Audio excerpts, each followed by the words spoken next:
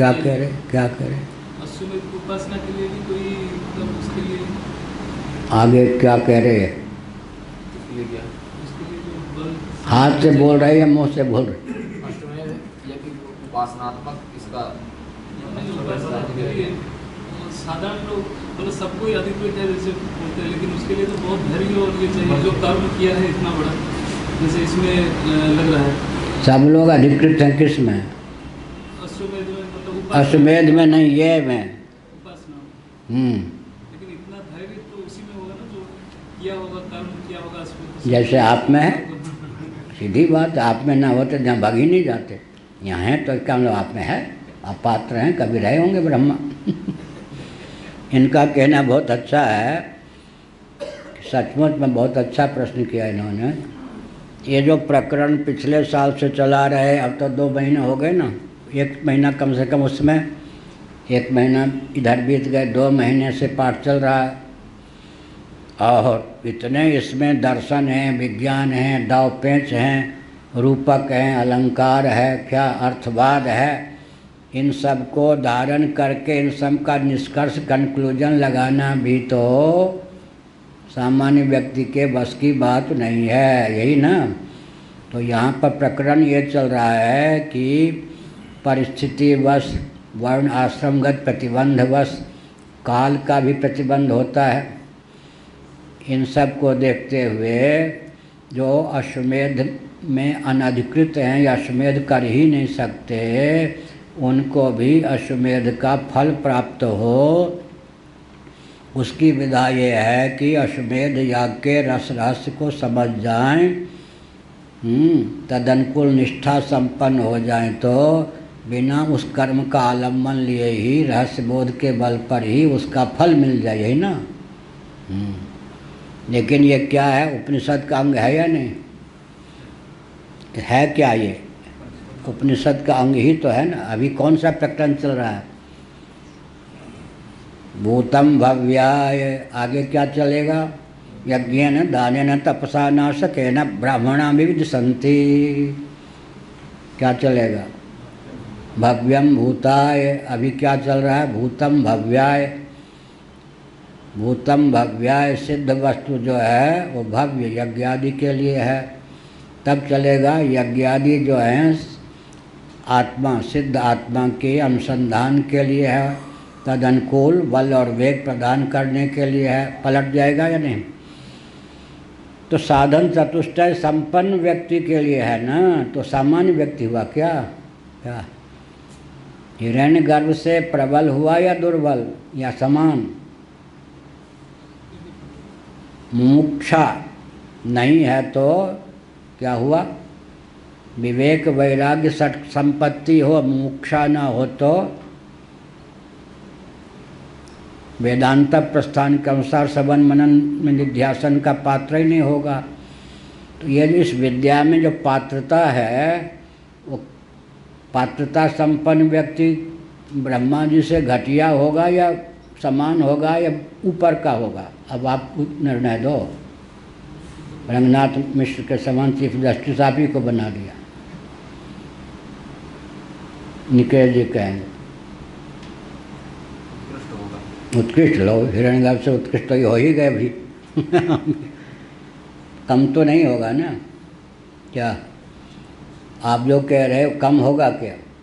साधन चतुष्टय संपन्न व्यक्ति सुन के पुण्य अर्जित करना अलग चीज़ है, लेकिन यहाँ श्रोतव्य मंतव्य निध्यासितव्य भी तो यही श्रुति है ना। यही कौन बृहदारण्यक है ना।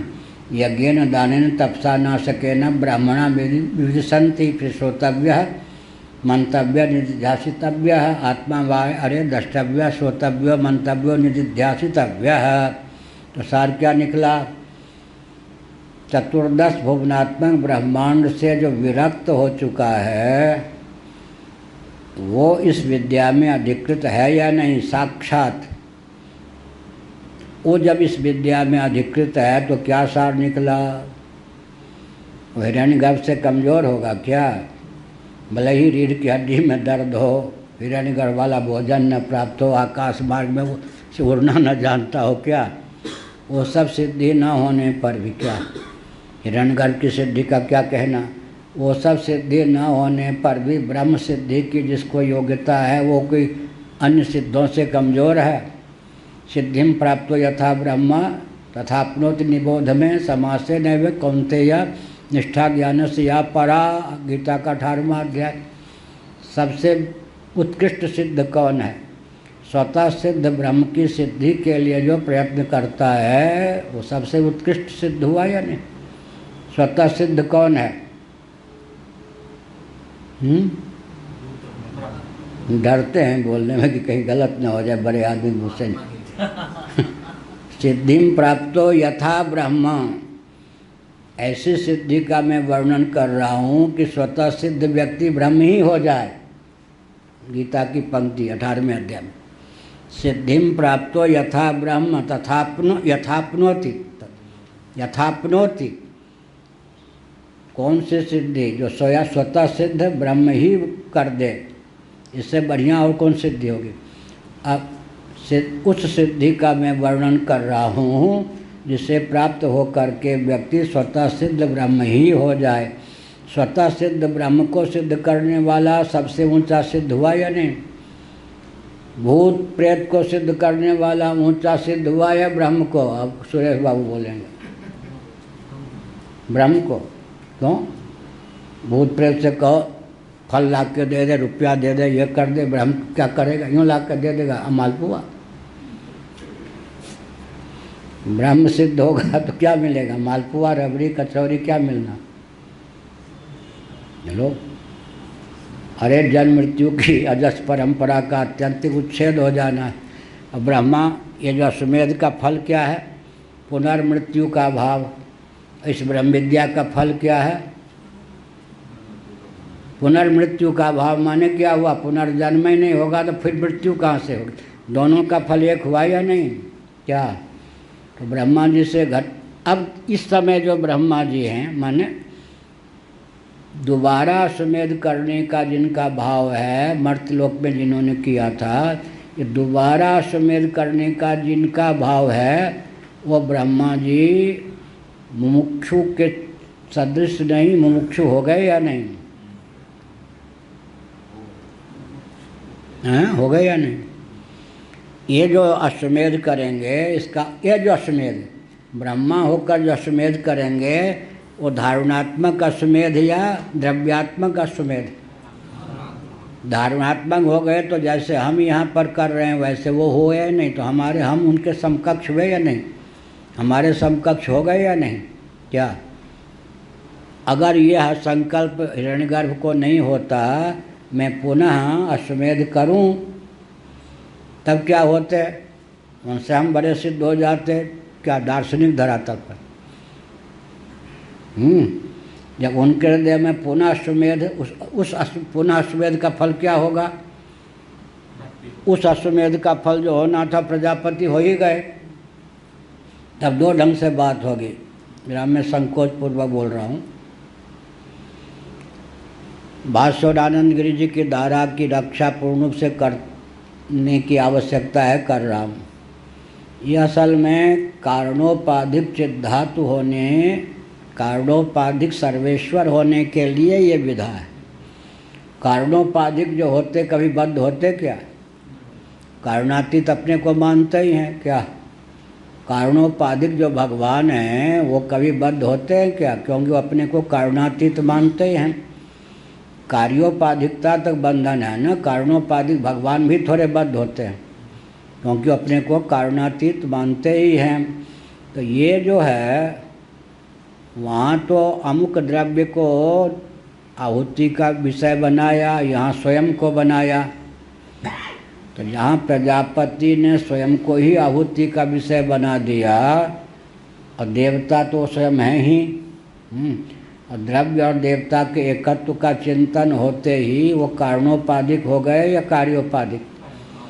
अगर यह इस अश्वमेध को न करते तो हिरण्यगर्भ होने पर भी उनको पुनर्जन्म की प्राप्ति होती या नहीं? ब्रह्मभुवनान लोका। यहाँ पर यह है कि हिरण्यगर्भ बद्ध होकर तो जन्म लेते हैं, लेकिन उनकी आयु जितनी है वो बद्ध होकर देह त्याग नहीं करते या बद्ध होकर प्रलय में नहीं जाते। तो कौन सा ऐसा यज्ञ है, कौन सा ऐसा अनुष्ठान है जिसका आलंबन लेकर ब्रह्मा जी बद्ध होने पर भी मुक्त हो जाते हैं? वो यही है ना, हो गया ना। यहाँ भी तो द्रव्य यज्ञ है या ज्ञान यज्ञ, गीता के 4 अध्याय के अनुसार। तो इसका अर्थ क्या हुआ? मर्त्य लोक में हम लोग जैसे ब्रह्मा हो गए, अगर इस विद्या को जानने के लिए प्रयत्नशील हैं, वैसे बराबर का हो गए या नहीं? बराबर का होने पर भी रिद्धि सिद्धि में वो बड़े हुए और स्तर की दृष्टि से दोनों बराबर हुए। हाँ, जिस प्रारब्ध के कारण शरीर होगा, हाँ, ब्रह्म सिद्धि के बाद में जो तत्वज्ञ होगा, प्रारब्ध के बाद देहपात होने के बाद में हिरण्यगर्भ का भी अतिक्रमण करके चला, होगा ही तो होगा, सूर्य मंडल का भेदन करके जाएगा। और जो हिरण्यगर्भ होगा वो तो बना ही रहेगा जब तक आयु पूरी नहीं होगी। माने आप पहले हो जाएंगे, ठीक है बात है ना। तो बाजी कौन मारेगा? ठीक कहा, बढ़िया, ठीक कहा ना। क्या अभी ब्रह्मा जी 51वें वर्ष के हैं, यही ना, ब्राह्मणों द्वितीय परार्ध है। ब्रह्मा जी की आधी आयु, लो जी ब्रह्मा से ऊपर हम लोग उठ रहे हैं, सामान्य पाठ है क्या? कपड़ा बेचने और रबड़ी बेचने वाला तो पाठ नहीं है ना, ये कहाँ उठ रहे? ठीक कहा इन्होंने, ब्रह्मा जी से हम ऊपर हो गए, कैसे हो जाएंगे अगर ये ज्ञान पच गया? अब ब्रह्मा जी जैसे आयु तो मिलनी नहीं है। क्या ज्ञान ब्रह्मा जी को भी हुआ, हमको भी हुआ, बराबर हो गए या नहीं? तो ये कहे ना वशिष्ठ जी से भी ऊंचे हो गए, ब्रह्मा ही क्यों, वशिष्ठ जी कारक कोटि के हैं या नहीं? नहीं ध्यान गया। तत्वज्ञ का जन्म नहीं होता, तत्वज्ञ का जन्म होता है। दोनों आगे आएगा ब्रह्मसूत्र में। क्या उसके प्राणों का उत्क्रमण नहीं होता तो वशिष्ठ जी बड़े हुए या हम हो जाएंगे बड़े? हैं? कौन कह रहे? आप तो होंगे ही, कैलाश से वेदांत पढ़े हुए तो आपका कैलाश लोग क्या, तो फिर कैसे नहीं? ध्यान गया। कारक कोटि के व्यक्ति कौन होते हैं? कर्मोपासना के फलस्वरूप कभी काम्य कर्म किया, सामान्य नहीं, बहुत ऊंचा। कर्मोपासना के फलस्वरूप जो ब्रह्म क्या वशिष्ठादि पद को प्राप्त हुए हैं, उनका जो प्रारब्ध है अरबों खरबों वर्ष का है। ठीक इसकी अपेक्षा जो हम लोग मनुष्य हैं, नगण्य आयु को लेकर आए हैं। इस समय जो वशिष्ठ जी ब्रह्मा जी को ज्ञान है तत्व का, वही ज्ञान कदाचित हमको आपको हो गया, या कल्पना कीजिए है, तो देहपात पहले किसका होगा? हम लोगों का होगा। तो कैवल्य मोक्ष किसको पहले? वो जीवन मुक्त हैं, प्रारब्ध का भोग चल रहा है उनका, हमारा प्रारब्ध का भोग कट जाएगा तो हम पहले कैवल्य मोक्ष को माने विदेह मोक्ष को प्राप्त होंगे, या वो आज से निकेश जी, ब्रह्मा जी, वशिष्ठ जी, व्यास जी सबसे ऊंचे हो गए, अश्वत्थामा से भी। अश्वत्थामा बोले व्यास हनुमान जी से भी बड़े हो गए भाई, समझ गए? अरे हम कहाँ निंदा कहाँ कर रहे? तो फिर क्या होता है, यहाँ पर क्या बोलना चाहिए? उनके अनुग्रह से। क्या कुछ गुरुदेव पढ़ा रहे थे, हम तो बच्चे ही ठहरे। उन्होंने क्या कहा, भगवान सूर्य के अनुग्रह से हम लोग रूप का दर्शन करते हैं, नेत्र के अनुग्राहक भगवान सूर्य हैं। मैंने पूछ दिया कि भगवान फिर सूर्य का दर्शन हम कैसे करते हैं? वो तो नेत्र का अनुग्राहक है, सूर्य हमारे दृश्य हो गए अनुग्राहक। उन्होंने कहा सूर्य भगवान की कृपा से। बढ़िया उत्तर है, नहीं तो चकरा देने वाला प्रश्न है या नहीं? सूर्य भगवान के अनुग्रह से हम नील पीतादि रूप का दर्शन करते हैं। मैं तो ठहरा विचित्र, खंडन के लिए नहीं, बहुत बच्चे के समान। हमने कहा भगवान फिर सूर्य का दर्शन जब हम करते हैं तब? उन्होंने कहा सूर्य का दर्शन नेत्र से करते ही उनका अनुग्रह है। क्या इस समय अगर कोई व्यक्ति ब्रह्मा जी से पहले ही, वशिष्ठ जी से पहले ही, या व्यास जी से पहले ही क्या अब पहले हुआ या नहीं? व्यास जी तो बने रह गए, सुखदेव जी चले गए, तो बेटा बड़ा हुआ या पिता? लो जी, महाभारत सुखदेव जी का तो सदेह सूर्यमंडल आदि भेदन करते करते, ब्रह्मलोक का भेदन करते अदृश्य हो गए। इस छाया सुख हैं पुत्र वियोग में, तो छाया सुख के रूप में भगवान सुखदेव उनको छाया सुख के रूप में प्राप्त हुए शिव जी के वरदान से। तो व्यास जी तो बने रह गए, उनका प्रारब्ध दीर्घ है। और कौन थे? सुखदेव जी उनके लाडले लाल, उन्हीं के कृपा से तत्वज्ञ होकर, उनके शिष्य होकर भी उनकी आयु व्यास जी की अपेक्षा बहुत स्वल्प। वो पहले ही विदेह कैवल्य को प्राप्त हो गए। ठीक है, तो विदेह कैवल्य और जीवन मुक्ति, जीवन मुक्ति विदेह मुक्ति में विभाजक रेखा जो है वो व्यावहारिक है या तात्विक? व्यावहारिक है ना। तात्विक क्यों नहीं है? क्योंकि हम जन्म पहले या कर्म पहले? बाजी तो कर्म नहीं था, जन्म ही कैसे हुआ? अनादि परंपरा है या नहीं? जन्म अज का, ये भी मानना पड़ेगा। जन्म किसका? जीव का। जीव कौन? अज। तो जन्म में सिद्ध होगा क्या? कर्म भी नहीं सिद्ध होगा। तो जन्म कर्म जो है, जन्म कर्म जो है ये व्यावहारिक व्यक्तियों को समझाने के लिए है तत्व राज्य में।